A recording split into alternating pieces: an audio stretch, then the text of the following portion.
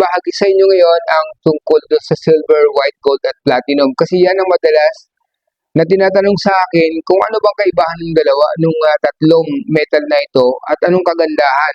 Kung bibili sila, kung bibili kayo ng jewelry, alin sa mga yon ang magandang bilhin, no? Unang-una ho ay yung mga white metals na ito, ng mga jewelry, nalalaman natin agad kapag lalo na kabisado natin yung mga hallmark stamps, no? Yung mga stamps ng jewelry. Nakakita naman agad natin kung ano yung stamps ng silver, anong stamps ng gold, anong stamps ng platinum po, no? Ganun. Paano naman, ang susunod kasing tanong, paano natin malalaman kung walang stamps? Yan, best, no? Kasi ang mga jewelry na ito, halos, kung hindi ka sanay tumingin, halos magkakapareho lang ang kulay, no? Halos magkakapareho ang kulay. Pero, titingnan natin sa mga ganyan, una na, titingnan natin yung kulay, no? Dapat kabisado nyo yung mga kulay ng mga silver, white gold, at yung platinum, ano ho? Ang platinum kasi at silver, halos magkakapareho yung itsura eh. Medyo lighter lang ng konti yung silver dun sa platinum. Ano ho? Ang white gold naman, lalo na pag bago siya, or bagong rhodium plated siya, no? Bagong-bago. Masyadong shiny, maganda yung kulay niya. Makintab, ano ho? Yun yung mga white gold, ano? Kung sakali kung walang stamps, pwede natin doon titingnan sa mga kulay. Ano ho, best? Ngayon, ang susunod na titignan, best, para malaman natin yung jewelry, kung ito ba'y kung anong klaseng jewelry, ano ho? Titingnan natin yung bigat. Usually ho kasi doon na nagkakaalaman sa bigat eh. Alam niyo po ba na yung platinum ang mas mabigat sa dalawang metal na ito, na silver at gold? Ang platinum ang mas mabigat sa kanilang dalawa. Sumunod naman ang tawag dito, white gold, then followed by the silver po. Best, no? Yun yung mga palatandaan na pag platinum, pag pareho halimbawa ng laki, malalaman natin magkakalaman sa bigat, no? Natin malalaman yung mga kung anong metal siya. Ngayon po, pagkukumparahin natin sila kung aling mas maganda, ang silver ba, white gold at platinum. Siyempre, obvious naman yung nangunguna sa market, yung white gold, ano? Yun ang masyadong in demand ngayon, yung white gold, no?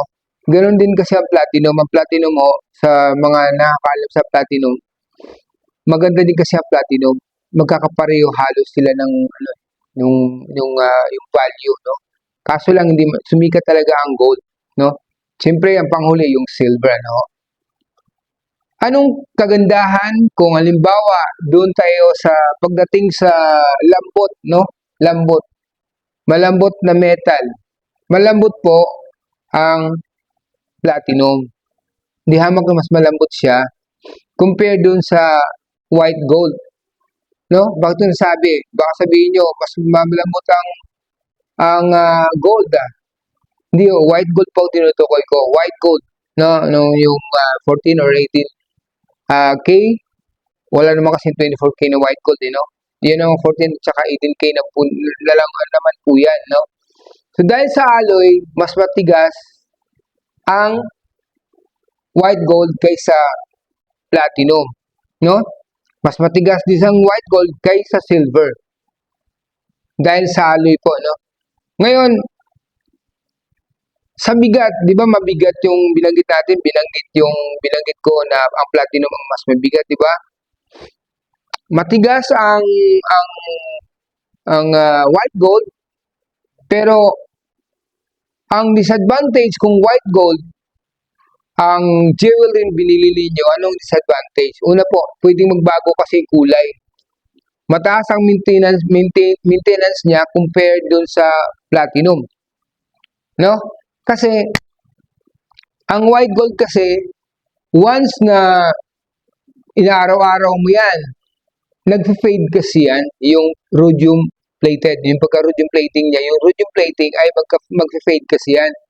Sa katagalan, yung kinang niya, unti-unting nababawasan na. At yung gilid niya, lumalabas na yung dilaw. Kasi tinan yung may white gold ako dito. Ito white gold po ito. Best no white gold. Ayan. Matagal ito sa misis ko ito. Matagal na itong gamit niya. Lagi niyang ginagamit ito dahil gusto niya ito. No? Pero tinan niyo po, best. Pansinin niyo po dito. Nagkulay yellow na. So, kailangan na siyang i-rejuve plating ulit. No? I-replating na naman siya para gumanda o bumalik yung dati niyang kinang na after ma-rejuve plating na po siya. Isa po sa disadvantage po, pagka white gold ang jewelry ninyo, bagamat matigas siya, compared dun sa platinum at sa silver, matigas po ang white gold. Ang isang disadvantage din, bukod sa nagbabago ang kulay niya, prone siya sa yung brittleness, no? Yung lumulutong siya. Alam niyo ba ito, best? Lumulutong ito. May posibilidad siya na pag sa katagalan na gamit niya, madali siyang mas mabali o maputol compared dun sa platinum, best, no? Yun ang disadvantage kapag white gold. Mataas ang maintenance, kasi kulay nagbabago, kailangan mo ng, siyempre, yung binanggit kanina, yung i-rejuve mo na naman, para bumalik yung dati niyang kinang, Pero yung platinum, bagamat siya, yung malambot siya na klase ng metal, pero wag ka, matibay po yun. Matibay ang platinum, no? Pag once na nagagasgasan kasi sila, kasi dahil malambot siya, hindi basta-basta nababawasan ng metal. Ibig sabihin, best, yung timbang niya, kahit matagal mo nang ginagamit, kung nagagasgas na siya dahil medyo mas malambot siya, yung timbang, yung bigat niya, hindi nababawasan. Para lang siya pagka nakayuran ng gano'n, hindi siya natatanggal. Parang lumalipat lang sa kabila, best? Ganun lang po, no? Tapos, sa tibay, sa tagal, kung kahit gagamit mo, kahit ilang taon pa yung gagamitin mo, nananatili yung tibay niya. Bagamat malambot siya, matibay pa rin siya yung platinum. Hindi nagbabago ang kulay. Akala ng iba na hindi natutunaw yung platinum dahil talagang tumatagal sa init yan. Heat resistant ika nga, no? Pero yung silver ho, mayroon din siyang kaya din niyang mag-resist sa init, no? Kasi pag sinabi natin init, depende sa init. Kasi ibig sabihin pagka nilagay mo pa sa init, nagme-melt down na agad ang isang silver, hindi po. Pag hindi umabot doon sa melting point niya, no? May melting point kasi yung mga metal na yan. Pag umabot sa melting point niya, pwede na siya matunaw. Katulad po ng silver, halimbawa, ng silver. Ang pinakamataas na temperatura na pwedeng magtunaw doon sa silver ay nasa 961 degrees Celsius po.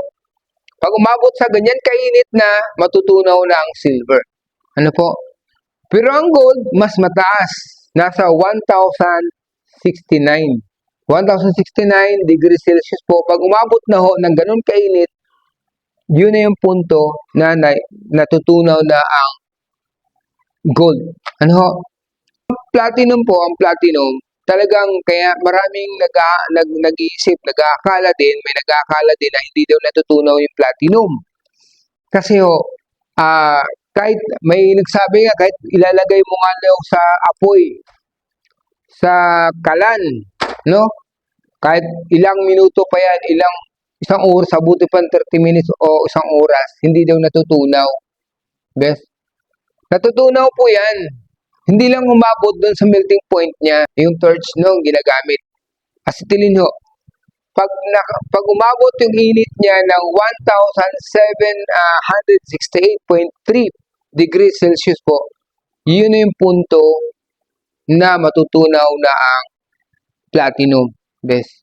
Kaya yung mga yan, may mga panunaw talaga. Mayroon talaga silang hanggang doon lang sila, matutunaw na po sila.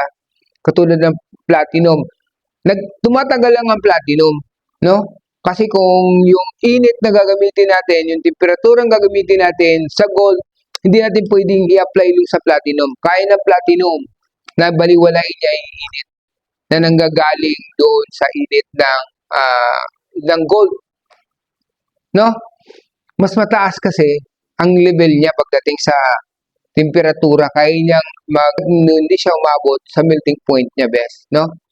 Kasi paano natin ma-form ang isang jewelry kung hindi natutunaw yan? So, natutunaw po yan, best, no? Kaya yun na po yung gusto kong ibahagi sa inyo. Sana sa maliit kong natutunan, sa maliit kong kakayahan, may natutunan kayo, may napulot kayo, best, no? Sa mga napadaan sa aking channel, please subscribe, like, and share po sa video ito. Mayroon nga pala akong FB page. Pwede nyo akong i-follow doon for more tips and guide, best. Bye-bye! Bye-bye, best!